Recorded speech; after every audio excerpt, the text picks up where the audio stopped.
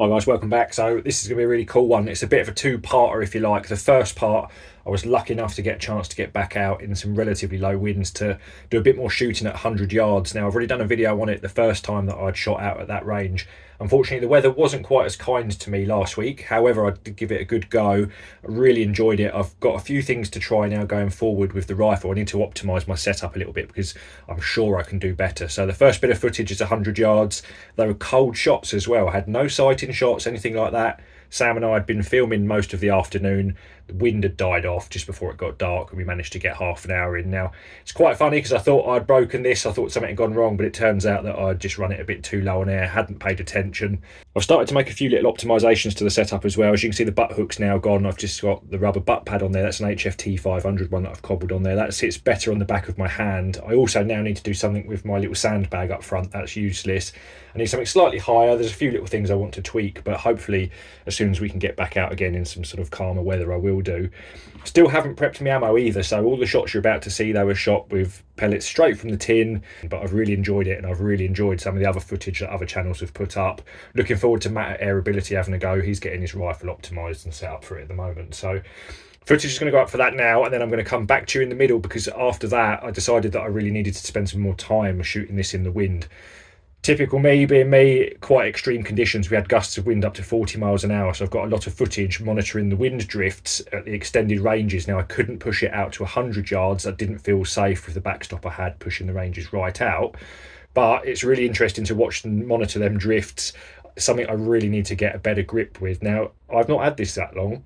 All of the shooting that I've done with it so far has pretty much been on film. You've seen me using it, so I've not really had a lot of time to sit down, just spend some time with it, getting used to how the barrel performs. So I thought, right, I'll make an effort, get out in the stronger winds, monitor the drifts. This performs very differently to how my Anschutz 9015 shoots in the wind. I'm going to put the footage up now and I'll catch you in the middle and I'll show you how we got on. Right, what an evening. We've just come back up. We've had to reshoot some of the footage of the clay with the big heavy JSBs, the Ultra Shocks, but we've got a little bit of time. The wind's died off a bit. It's still quite windy down the back there. I thought I'd see if I can do some cold shots at 100 yards with the JSB heavies. Now we've been using this for all different testing on film today, so we're going to go and see whether or not, without adjusting anything, no sighters, no nothing, freshly painted crozillas down there.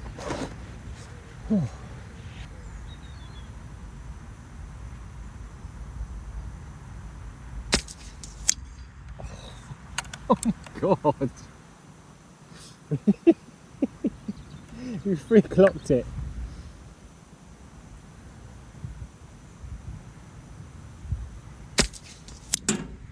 Sam, I've got it, second shot. Can you go and stand it back up for me? Oh, can you actually stand it back up for me? Oh, right, I'll go and do it myself. Hang on, I'll do it. Right, this is quite handy having a target caddy. Either that or I'll have to get a really long bit of string. Alright, so that's not bad going. Second shot, I just hadn't misread, or had misread the wind just a tiny bit, but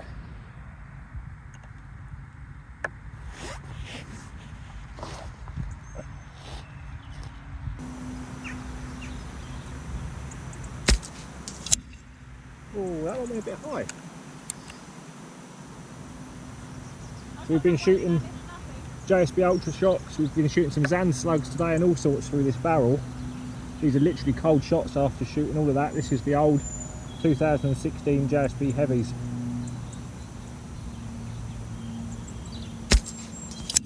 Oh, you're kidding me.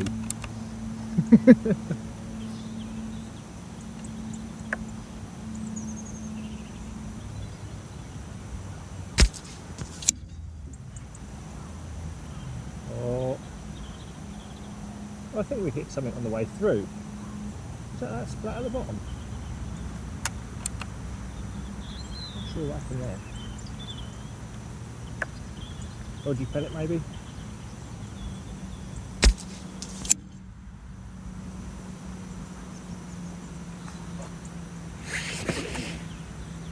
Oh, we're out of air. Let's just see what happens.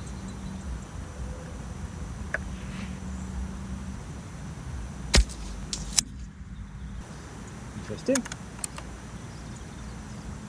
We're right over just about 100 bar of pressure now, so we really are in the last knock-ins.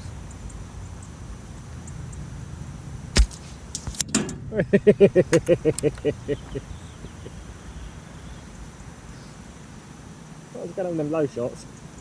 I think we're just about to come off reg. Can you reset it, please? She's swearing at me.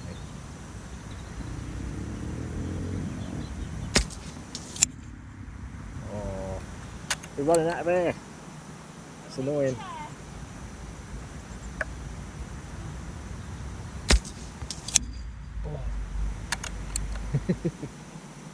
Get one high one, one low one. What's it doing? I've never run this low. The reg pressure must be pretty high. The gauge says 100 bar now.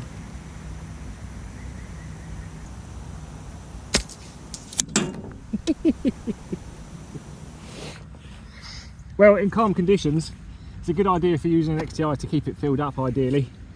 We're on 100 bar, that might well start vented. I don't actually know, I've not run this down that low yet, but we should have checked it. However, it's not bad going. Well, we got it 3 times. We're just about to come off reg, hence them low shots. I thought initially I'd hit a twig or something on the way through, but again, we've got probably an 80-90 less than 3-inch spread on there. A couple of low ones. That one was the first one where I noticed it. I've got about 20 minutes before it gets dark, so I'm going to quickly go and refill it. I'm going to put the 1-inch target out, which is the little fox, which is down here. So that's 1 inch, so look, that's got some splats on it already. So we've got 1, 2, 3, 4, 5 splats on there. We'll reuse that one. We haven't got time, so I'm going to quickly put some wind in it and we'll go back out and try again.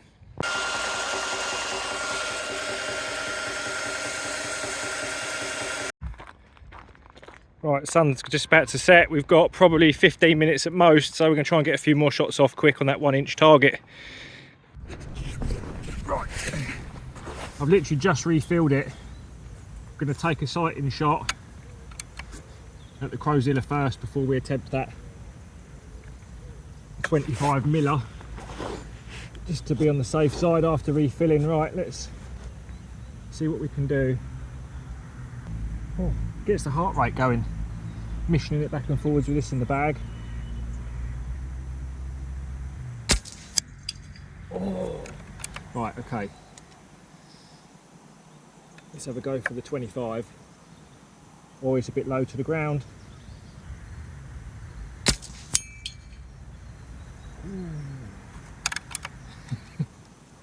Is really low in the middle here. At this little the little pathway, the fence lines, there's a slight raised bit. I think we're probably just skimming the ground.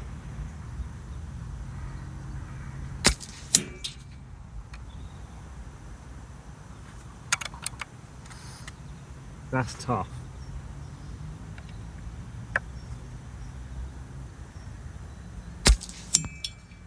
Ooh. Oh, we're so close. This, I'll tell you boys, is absolutely incredibly addictive. Oh. There's very little wind, but there's enough to really catch you out.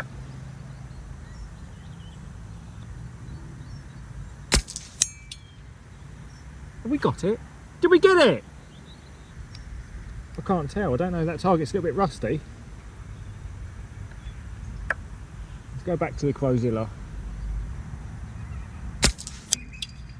Oh. And according to that shot, there's basically no wind at the moment, or when I took that shot.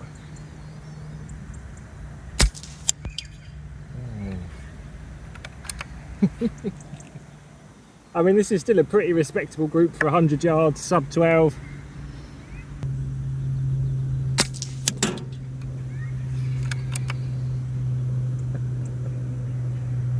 Don't reset it.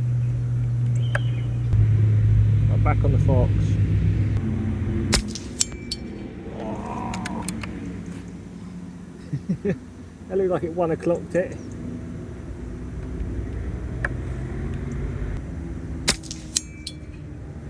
Didn't see that one. Should we see if we can put an eye on the crow?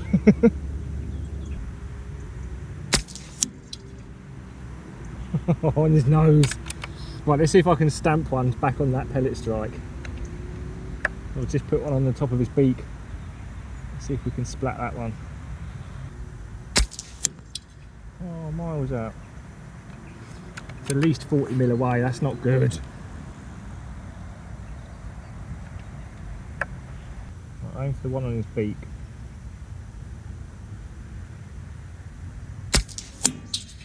Oh, low.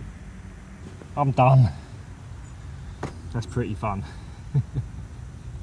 Don't get many evenings like this up here where the wind dies off to not a lot, but even at half a mile an hour, 1 mile an hour, 1.5 mile an hour, it makes quite a difference at this range. Definitely need to get some of these pellets prepped, get them set aside in one of my little cases for one of the eventualities like this when we do get a calm evening. It's been fun. Can I go back to my book now? Right, we did flip and get it. See the fresh splat around the back there? That's just a reset paddle. It's all a bit rusty, needs a bit of a clean up. I need to put some longer spikes back on these. So it's a bit too low over that hedge line, so not too bad. Couple of lucky, well, unlucky splits.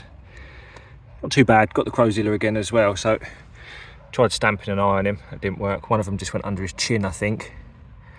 I think you can see that on the backboard there, possibly. Don't know, I'm knackered. It's been a long old day, sun's setting. Going home for a cider. See you later. Right, so that was the footage then back out 100 yards. We didn't really have the calmest of evenings, but it was certainly pretty good. That wind really is quite testing. It's keeping me on my toes. To be honest, I'd really like a couple of calm early mornings. Put that sort of effort in and read that wind at them ranges is pretty hard going after a decent day at work. So yeah, hopefully if I can get some calm mornings, we're going to get back out again. I'm going to get some ammo prepped as well. So I've got some set aside already so that everything's there. Make sure I've got it topped up. Now, the next bit of footage was from a few days ago. It's been really, really windy of late. The weather's really started to deteriorate. It's incredibly interesting how this performs in the wind. Now, the drifts and everything else are quite extreme. That's a lot of wind, and hopefully this will just give you an idea what to expect at the extended ranges. It's hopefully you'll never come across that sort of wind when you're pest controlling. I certainly would never attempt to go and shoot anything live in that sort of wind, but for your target shooting work, it's a really good idea to get out in some of the worst conditions. You're going to certainly learn an awful lot more by monitoring the drifts and the drops. You're going to start to see a lot of elevation change, especially when you've got a tailwind behind you. So I'm going to stick the footage up now and I'll catch up with you at the end and I'll show you the results. Right guys, I don't know how much of this you're going to be able to hear because of the wind, but it's blowing pretty hard. I'm going to wait until the gusts pick up to let the shots fly. We can monitor the drifts and then we'll see whether or not we can hit the Crowzilla. Now, I've been lying to you all along, that Crowzilla isn't 40 mil, I just measured it. It's actually 35, so them 100-yard groups were better than I thought, even more so. So let's get stuck in. I'm going to wait until these gusts really pick up and let them fly. Not a lot of drift there. I'm going to wait until we get some big gusts.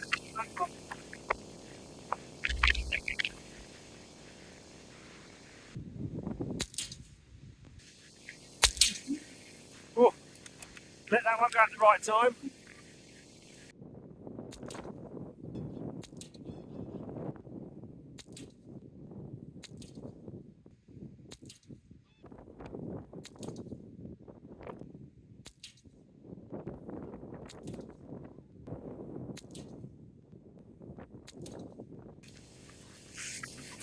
Right, the results are fairly consistent. When you get them big gusts, as it is now, we're getting about 3 mil knots of drift. So we're going to have a quick couple of shots at the Crowzilla.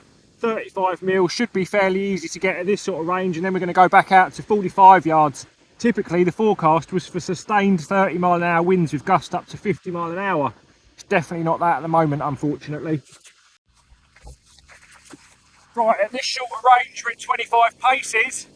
The 35 mil Crowzilla doesn't feel like much of a challenge. I certainly wouldn't recommend it on live stuff though. Let's see if we can wait till it picks up a little bit and we'll take a shot in a gust. Middled it. The wind's not too bad at the moment typically, so that's quite a straightforward one to be honest. Milled it on a bit, aiming upwind. I've just split it in the left edge. Right, what we're going to do, we're going to move out to 45. We'll use the same aim point on the card, and then we can monitor the drifts and the drops as well at this sort of wind condition. So hopefully that wind picks up a bit more. It's already all blown over. I'm sure she'll be alright, hopefully. Right, that wind's starting to get up a bit now. Hopefully we'll start getting some decent drifts on. So far the pellets seem to be performing pretty well, even in these sketchy conditions. Keep an eye on the wind flags. Going to use the same aim point as 25, so hopefully we'll get a bit more drop and a bit more drift.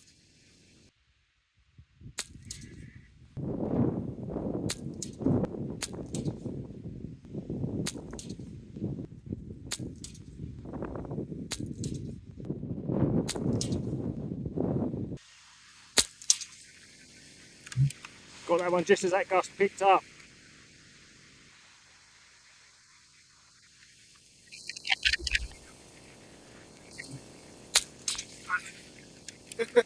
That was a bigger gust.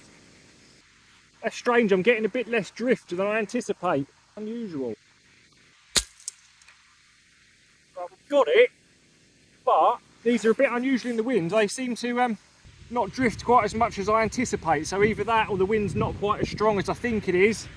Right then, 60 yards. The wind's spun round a bit more now. Hopefully you can see the flag, but the wind's coming from about 5 o'clock now, so we'll probably see a little bit less drift, but we're likely to see quite a lot of elevation change. Hopefully you can see that behind me.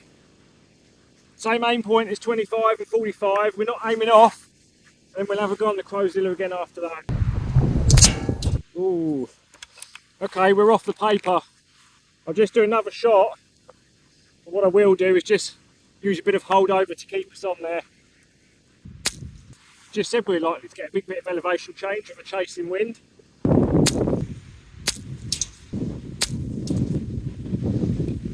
Nice, got a decent bit of drift on that one.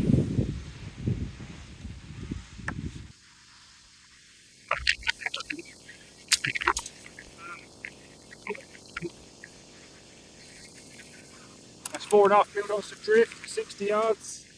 You certainly learn a lot more in the testing conditions than you do on the calm days, guys. This is fantastic. Getting quite a good idea of what's going on. I can see through the scope, I've got a good idea what's going on down the range. Flag's not much use there, I can't really see it. Right, let's have a little go at that Crowzilla then, shall we?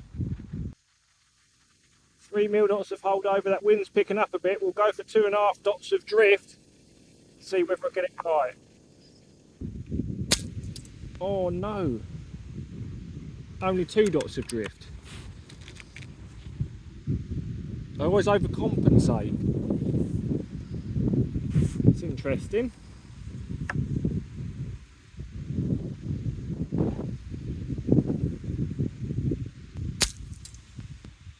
Oh, still.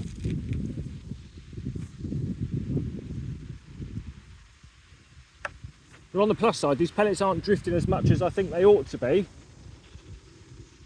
Certainly not a bad thing. Oh, stacking them right on the 3 o'clock. Aiming off too much every time.